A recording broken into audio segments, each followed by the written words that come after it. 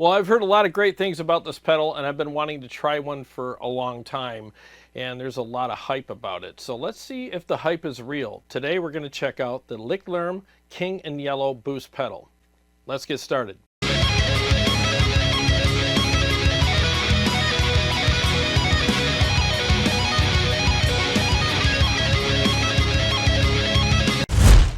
Well, thanks for joining me for today's video. So I ran into Daniel a couple of weeks ago at NAMM 2025, and he practically stuffed one of these in my back pocket and forced me to take it home so that I could do a demo of it for you guys. I'm just kidding. I discussed this pedal with him and told him I've always wanted to try one, and he was generous enough to hand one to me and say, hey man, check it out, do whatever you want with it, I hope you like it. And that's pretty much what it was. So I decided to do a video. I'm not being paid for this, but he did give me the pedal. Just want to give you full disclosure there. But I wanted to do this video for a while now because I've always heard good things about this pedal. So let's go over the features real quick. You have your level, your gain, your on-off, and you have a blend knob, which we'll get to a little bit later. You have polarity, and you have a clipping, a couple different versions of clipping here. You have 3 different versions, and you have low, low mid, high mid, and highs as far as your knobs are concerned. And you have an effects loop here. So what's that effects loop for? Well, if you like to stack your boostesses, if you like to stack your boostiers, basically what you could do is run them through this effects loop, and then you can stack them with this pedal, and then that's where this blend knob comes in, where you can blend in whatever is coming in on the side here on the effects loop. And I think the polarity has something to do with that as well. So if there's any phasing issues, maybe you could take care of that as well. So I think that is a really freaking cool idea. So not only is this a great pedal by itself, but it also allows you to blend some of your favorite ones in there to get different flavors. I've never done the whole stacking overdrives thing before, but a lot of people do. I won't be doing that in this video. Maybe I'll do that down the road, but we're going to stick with just the basics on this, and I'm going to show you the flexibility of this pedal. I'm going to run it through the Revv Generator G50, the purple channel, my Splawn Nitro, and the MT15. And they're pretty different amps. Like, I would say that the Revv is a pretty fat amp, fat and aggressive, but it's just a big juicy amp. I love it. And the MT15 is a little on the darker side, but it does have this nice big sound to it. And the gain structure is quite different in the MT15 than it is in the other amps. And then the Splawn, in my opinion, the Splawn Nitro is Scott Splawn's answer to the 5150, except it's more aggressive than the 5150. I'm talking about the OG one. That's a pretty aggressive, tight amp. So let's go ahead and dial in this pedal with all 3 of those, and we'll start with the MT15. And I got the pedal at neutral, and it's off right now. So I'll go ahead and play a couple of my stupid riffs on it, and then we will engage the pedal and adjust it from there.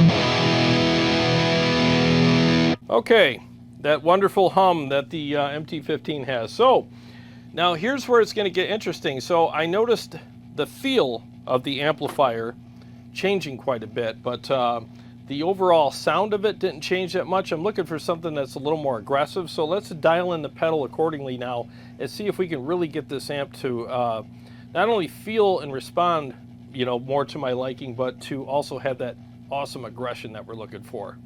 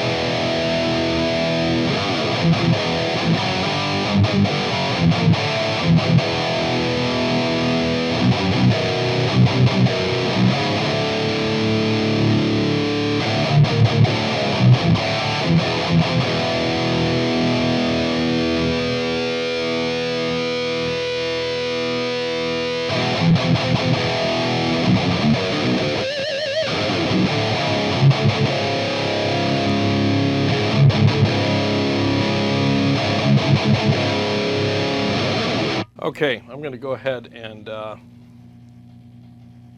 where is it?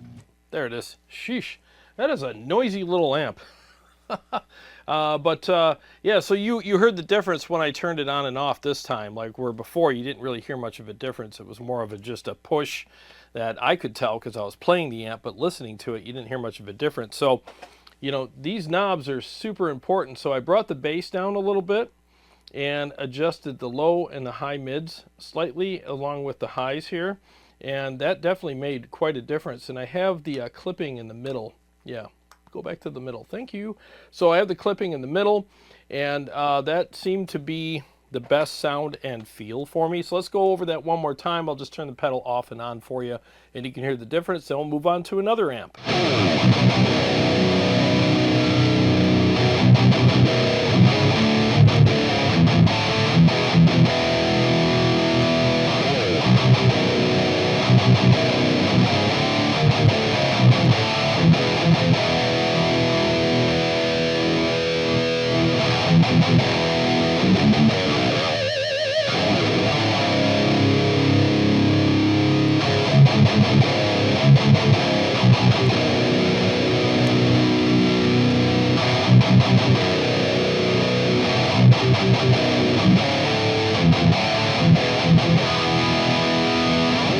Yeah, that sounds great. Let's just do a quick mix and see how it sounds with that.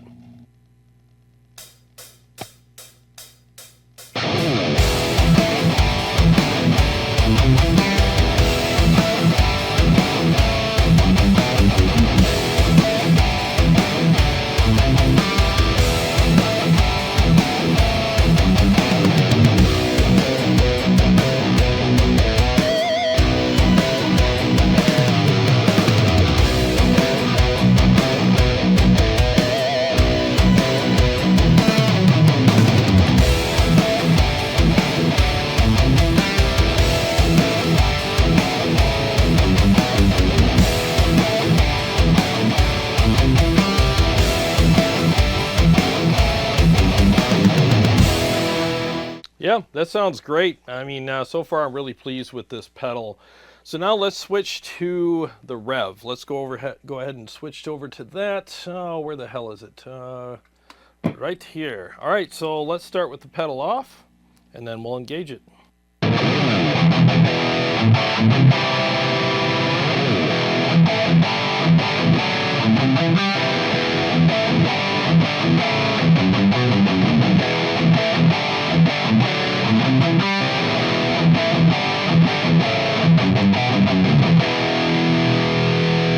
That is a really nice fat amp. I love that amp so much. So let's go ahead and engage the pedal now.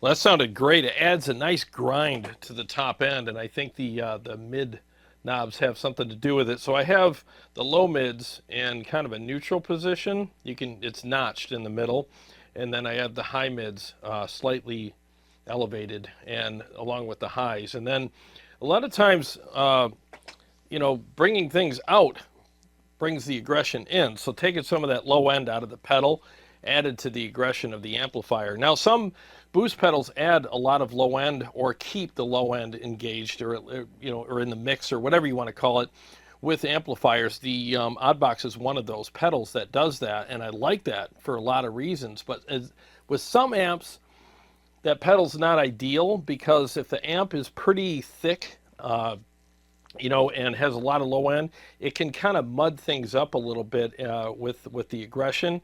And what I like about this pedal is, because of the bass knob or the low knob, you can actually adjust some of that out and really fine tune the pedal so that you can maintain the low end that you want, but it kind of lets that aggression poke through a little bit more.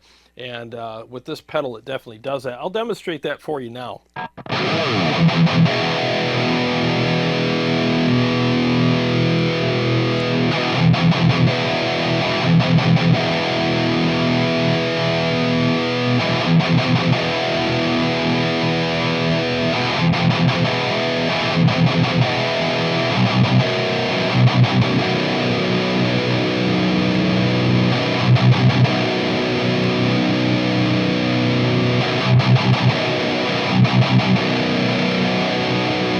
So as you heard, when I had this low knob at noon, the aggression of the amp got covered up a little bit, but as soon as I turned it down to its current position, which is, I don't know, 1 o'clock, or not 1 o'clock, 11 o'clock, maybe 10 o'clock, as soon as I got it down there, the aggression came through more. So I love the fact that it has that knob on there, so if you want more aggression, you can have it, but you don't have to sacrifice all your low end to get it.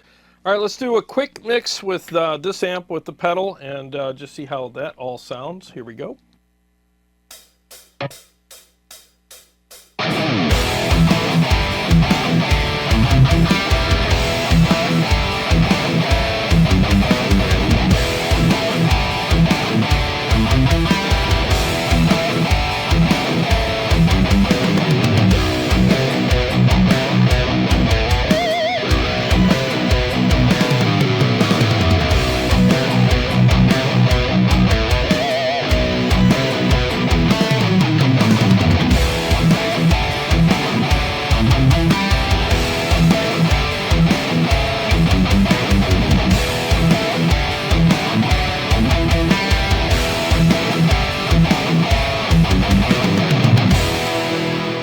Yeah, the chugs, the note separation, and the clarity really come through, and I love the fact that this pedal does take the mud out and add that aggression that I want, and it does it in a way that's really easy to to get to. Again, I love features. I love pedals and gear with features, because if this pedal was just everything at noon, in other words, it didn't have these knobs, none of these settings were here, I would say it would still be a pretty decent pedal, but it wouldn't be nearly as versatile as it is with the knobs, So you also get the clipping diodes. Now I keep seeming to like the middle section. I don't know what the hell that is, but that's what I keep gravitating towards. It's very subtle, but I can tell you that I do notice the difference. So now let's switch over to the what is it? The Splawn Nitro. Let's switch over to that. Boom. And I'll start with the pedal off. Everything's at noon on the pedal, and we'll dial it in from there.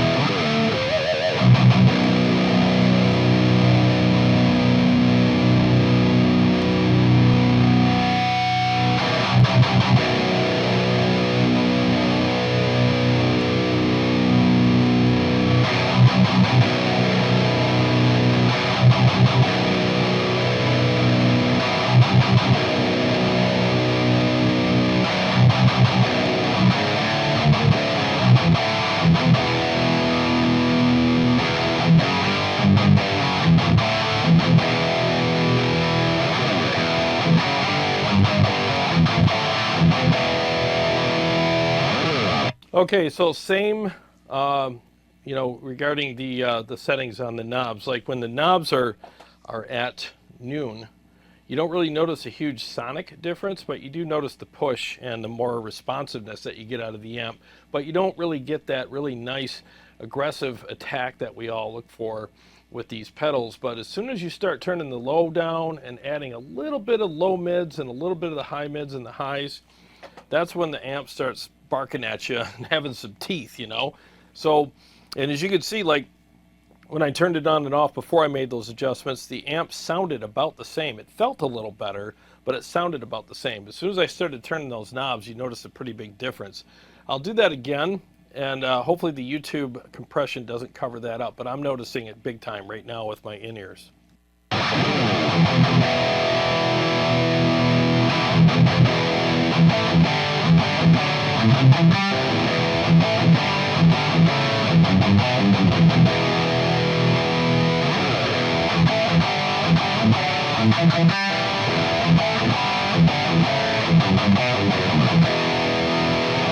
Yeah, it definitely has a lot more texture with the pedal, and man, this pedal's really good. It's pretty versatile. So I've used it with 3 different amps, and then I could use it with all 3 of them easily. You know, I mean, it works really well with different gain structures, different types of voicings that you get out of your amps. Looser amps, tighter amps, doesn't matter. This pedal is very versatile and easy to work with, and I'm so glad that Daniel put those knobs on there for us. And I just think it's amazing. So let's do a quick mix with this. I'm going to do something kind of simple. Let me just do, let me do this typical one I do all the time with the Splawn Nitro and the King in Yellow. Here we go.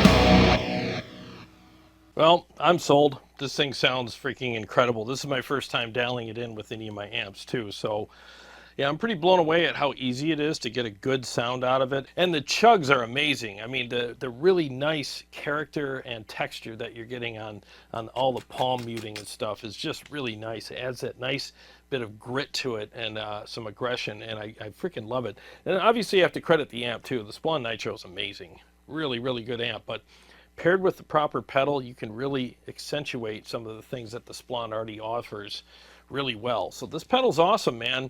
I think this is something that everybody, especially metal players, should have in their toolbox, because you know it is, we're always trying to look for another flavor, and some days we just crave one thing over the other, and it's nice to have a flexible pedal, especially when you have a few different amplifiers. And I think I proved in this video that this pedal works with a lot of different amps, different voicings, gain structures, and all the other kind of things. So I want to thank Daniel from Lichtlaerm Audio for sending for allowing me to take this home from NAMM. I really appreciate that. And I will be demoing some more stuff from Daniel very soon. I know he's got the pedal with the tubes. It's like a preamp pedal. Sorry, don't know the freaking name. And then his pedal that's actual power amp. I'm going to be demoing that hopefully soon as well. So I hope you guys enjoyed the video and got something out of it. And by the way, thanks to everyone who's been purchasing all my preset and profile packs for all the digital platforms out there. So if you have any of those digital platforms, Nano, Quad Cortex, KEMPER, ToneX, and even the NAMM player, if you have any of those things, feel free to go to my website, link below, and get some awesome metal captures for any one of those digital platforms. I know you'll dig them. I've been hearing a lot of great things back from a lot of people that have been purchasing them lately, and they're really digging them, so I appreciate it very much. Well, to all my Patreon supporters and subscribers, thank you guys so much. I really appreciate you guys. And if you're new to the channel and you like what I do here, which is basically give you honest reviews on gear with no processing on the audio at all, please feel free to subscribe and click the bell so that you can be notified every time I either come out with a new episode or go live. I got a lot more stuff coming up for you guys, and I'll see you on the next one.